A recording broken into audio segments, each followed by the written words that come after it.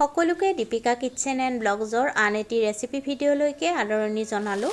আজি আপোনালোকৰ বাবে লৈ আহিছোঁ ঘৰতে অতি সহজতে বনাব পৰা ব্ৰেড পিজ্জাৰ এটি সুন্দৰ ৰেচিপি।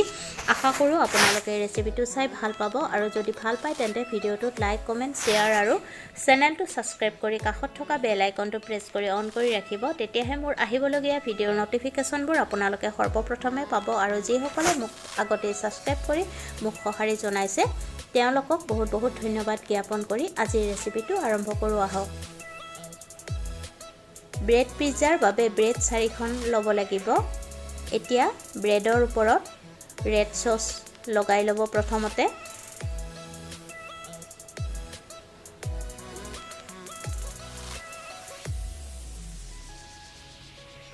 এতিয়া তাৰ ওপৰত হোৱাইট চচ লগাই ল'ব।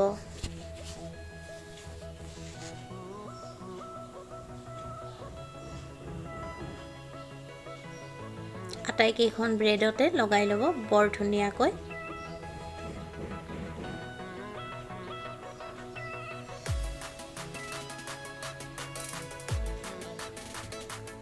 এতিয়া কেপচিকাম দি দিব।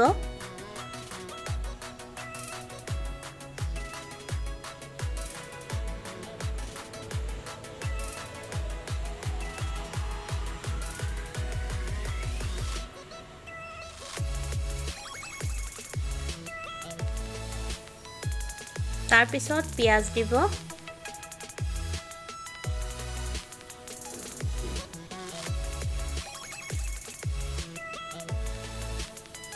তাৰপিছত বিলাহী দি দিব।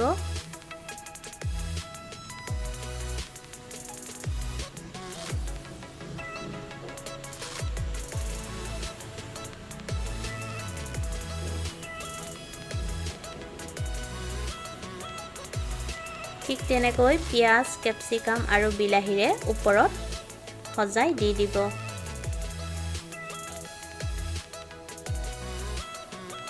আটাইকেইখন তেনেকৈ ৰেডি কৰি ল'ব আৰু ওপৰত চিলি ফ্লেক্স দি দিব।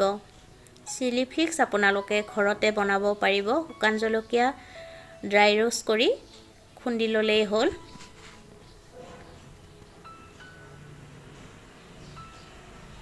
এতিয়া পেন এখন গৰম হ'বলৈ দি তাত বাটাৰ মচি ল'ব।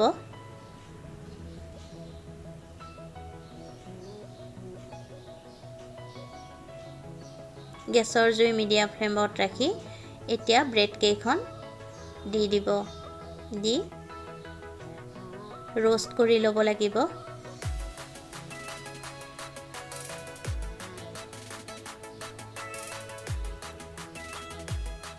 আটাইকেইখন ব্ৰেড দিয়া হৈ গ'ল।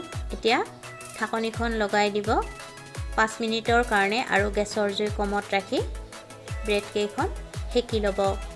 এয়া ব্ৰেড পিজ্জা ৰেডি হৈ গ'ল। মোৰ এই ৰেচিপিটো চাই যদি আপোনালোকৰ ভাল লাগিছে ভিডিঅ'টোত লাইক, কমেণ্ট, শ্বেয়াৰ আৰু চেনেলটো ছাবস্ক্ৰাইব কৰি ল'ব। পুনৰ উপস্থিত হ'ম। আজিলৈ আহিলোঁ। ধন্যবাদ।